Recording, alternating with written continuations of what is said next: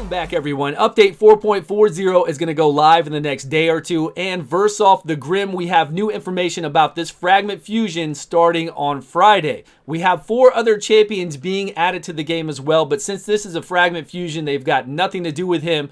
We'll just have to summon these champions if you want them through regular shards. We also have 10 times Void Shards being added to the game. Can you believe it? We've asked for this for such a long time. Maybe not you, but people who stream and open shards for viewers, we've really asked for this, and I'm glad it's in the game. Gomlock Skyhide Fragment Fusion. Now, when you go through Doom Tower Hard secret rooms, you get fragments every time you beat a secret room. The first legendary champion that you unlock from those fragments is Thea, the Tomb Angel. Then we unlock Urost, and then we get Gomlock Skyhide. Now, after you do the Arbiter mission, you can do this mission, right? To get Drake's Blood. It's a very, very long mission, a lot of hard things to do, and this champion didn't make sense where it was in the mission. So now they moved it really far down, so you have a long time to get all that other stuff done. By the time you get it done, hopefully, you'll be closer to getting this champion. So that just makes sense. I'm going to tell you about these champions, what I think about them, and really I look at it as in, will this champion help you for early game progression, mid game progression, if you don't have a lot of champions? Or will this champion help you at in-game? What can it do for you in-game speed runs if you have all the champions? Can it help you with Doom Tower Hard Waves with Siphi and Rhodos? Because we already know we can get through all the Doom Tower Hard Waves with free-to-play champions. Syl the Drakes along with Vizix, and then our Stun Bellower or other champions like that. I've shown you how to get through every single wave of Doom Tower Hard except for Siphi and Rhodos. Those take a little bit different comps, right? Now, this guy isn't going to help you with that. And then I also look at whether the champion is a special champion. Is it a Vergus? Is it somebody that can solo the Scarab King with pretty much decent gear and do something amazing like that? Because Vergus can solo the Scarab King. He has his place. And on top of that, he's an amazing support champion as well. So will these champions do that? And then lastly, we're like, okay, will this champion help us in faction wars? I don't like to think about a faction war champion, but sometimes we need those champions and those factions to help us out. So for this champion here, we didn't know he had a 3-turn cooldown. We thought before this was going to be a 3 or a 4-turn cooldown to get increased defense and ally protection. And now that we know it's for 2 turns on a 3-turn cooldown, that's strong. But it won't save you in Doom Tower Hard Waves. You're still going to get blown up. That's why we go in there, we control them all, and we burn them all down. Or we bring in our seers and we just light them up, right? But if we don't have a seer, I've already shown you all the ways to get through every single Doom Tower wave, as well as the bosses. So this guy just isn't it. And I'm really sad about his passive. His passive is worse than Miscreate of Monsters passive, worse than Urost's passive. I really wish this guy had a passive that said, when allies are attacked, he has a 20% chance to provoke as long as they are under ally protection. Now that's low. 20% chance to provoke is very low. Miscreate of Monster has a 50% chance to put up a fear whenever an ally is attacked while under ally protection. Urost has a 75% chance to provoke whenever an ally is under Strengthen, and he applies the Strengthen for 2 turns on a 3-turn cooldown. Urost does that. He's amazing. And you get him from fragments going through Doom Tower Hard secret rooms. Now, you might not be there yet with those champions. It's okay. If you have Syl of the Drakes in a stun set or however you want to make her, along with Vizix or any of those champions I've shown you, we've got Doom Tower taken care of. This guy with his 50% chance to provoke on his A1 and his shields, his AoE, and then additional damage if they have up a stun freeze, or this 2-turn leech, which all the champions I've ever taken through the Doom Tower have fearsome presence along with Harvest Despair, which means I already have a 60% chance to apply a leech if we apply a stun. So we always have leech going up. Leech doesn't save you in Doom Tower waves either. So this guy, yes, he can help you with early mid-game if you just don't have a lot of champions. But I would not invest in it. I would wait to get your Syl of the Drakes. I kind of feel like this guy is not as versatile as Miscreate of Monster. Nowhere near as good as Urost. I feel like he's lacking a lot. Yes, always do the fusion. Get the fusion done. It's a free legendary champion. Do I think you need to book him out though, and will he help you with progression in the game? As far as Doom Tower Hard Waves, no. I don't think so at all. He's not your guy. He's just not your guy. Will he help you with early game progression if you hit 2 books into his A3 to get that increased defense and ally protection? Absolutely. He will help you out with the provoke and then all the rest of this. He'll help you out early mid-game. In-game, if you've got a roster, if you're already doing everything, this guy is a no-go for sure. Now we've got this dirty bird. Cleopetrix is her name, I think. Now she is doing the Hex. Just let Hex die. Get rid of Hex. We don't need Hex anymore in this game. Although she does give herself and all of our allies 50% increased accuracy before she tries to apply the Hex. That's pretty cool. So she'll put a Hex up on her A3. Attack all enemies, apply the Hex. Nice. And then her A2 will attack all enemies and then also do block active skills if there's a Hex up and give herself increased crit rate before she attacks, which is really good. If we put up block active skills for 2 turns on a 3-turn cooldown, going through Doom Tower waves with all that increased accuracy, that's actually a good play on like a support champion, not on an attack champion. And if we're going to build her with high attack, like if we're going to build her to do damage to people, we're not going to have all the survivability. We're not going to have all that accuracy.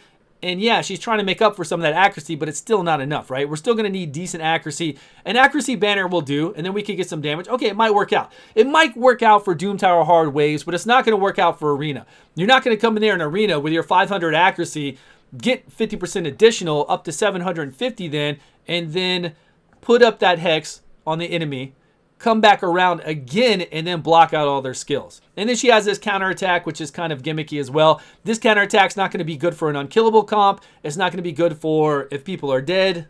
You know, we don't need this counterattack in here as well.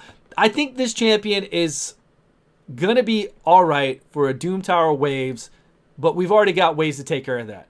We've already got ways to take care of this, and this, again, is a legendary champion. They keep doing this with... Now, this one is the only one that looks really cool, right? We get heals on the A1. We put a continuous heal on herself, continuous heal on the person with the lowest HP. She puts a slow speed up.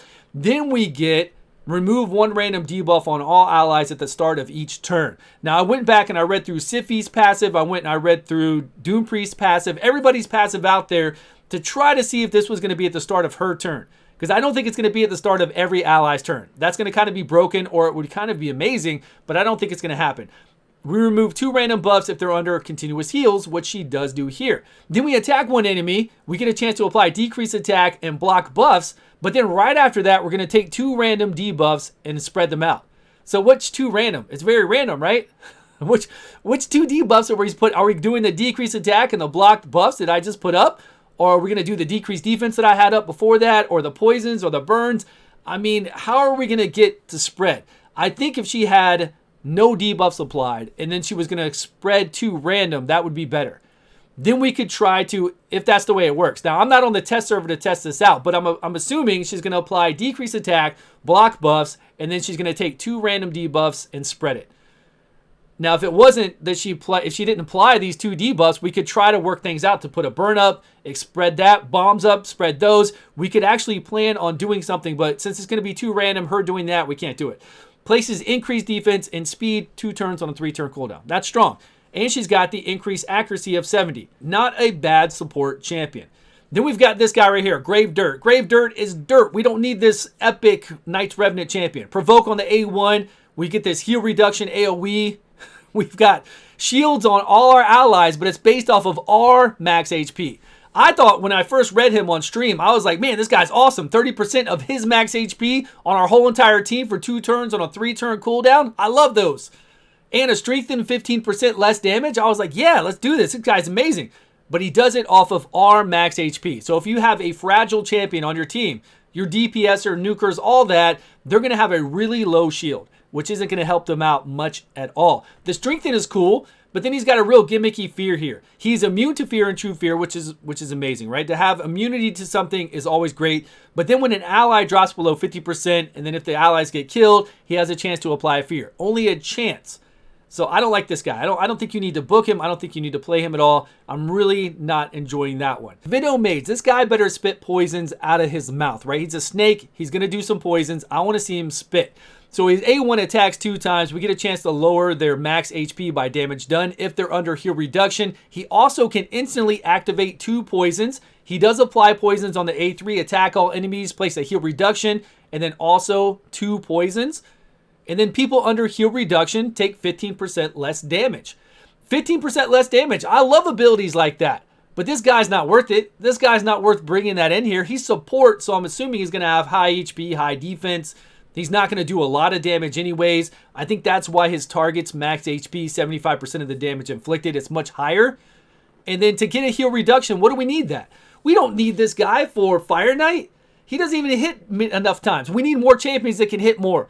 They hit like 4 times. Give me a guy that can hit 4 times like on all his abilities, or give me a Cold Heart like ability. 2 hits on the A1 isn't going to be enough for Fire Knight. We don't care about heat reduction on Fire Knight because we don't want the Fire Knight to take a turn and then attacking one person, putting up decrease attack, decrease defense, decrease attack if they have a poison up on a 2 turns for a 3-turn cooldown isn't going to be great for a non-unkillable team, right? A non-unkillable clan boss team. We need a decreased attack up all the time. And this guy doesn't apply enough poisons. He's taking up a slot with that heat reduction. On the clan boss, yes, we're taking less damage, but he does have an accuracy aura, which is amazing. So maybe early game, if you got this guy very early game to utilize that aura for the increased accuracy and then get these poisons up, I could see it happening. But that's a lot of books to spend on this guy. A lot. My take on it with him, no on this guy at all. This guy's garbage. She could be very cool for support, sure. This bird, I don't even want to play this. I don't even want to be bothered with Hex. It doesn't look good at all. Okay, it looks cool if you want to go through the Doom Tower and make her tanky and then put up the Hex and then loop back around and block active skills for 2 turns on a 3-turn cooldown and keep cycling that and then have this ready again on the next wave. But we can do it without it, man. We can do it with all the teams I've ever shown you to get through Doom Tower hard waves without worrying about any of this. And blocking out skills does not stop Mortu Macabre from doing his Unlock Peril. But all that other stuff I've shown you does and works, and we don't have to worry about it. This guy, get him because he's a free legendary champion, but I wouldn't use him. He's going to be completely to the vault unless you're a new game, new account, or a mid-game account, and you really need this guy to get through waves. But stage 1 through stage 20 of all the dungeons out there shouldn't be a problem for you. You should be able to do it with the good epic champions that we have. This Provoke and the rest of this, I don't think you need to invest in. He's not going to be good for arena as well. I just don't see in this sad passive. Why couldn't this passive be whenever, like it should say exactly this, whenever he's hit, 20% chance to provoke, and then whenever an ally's hit with ally protection on, 20% chance to provoke. That would have been much cooler and it wouldn't break anything. It's just 20% chance. That's all it is. Anyways, that's all we've got for 4.4. Let me know what you all think down below. Thank you so much for watching. Appreciate your time. Please subscribe if you haven't, and I will see you all in a video soon.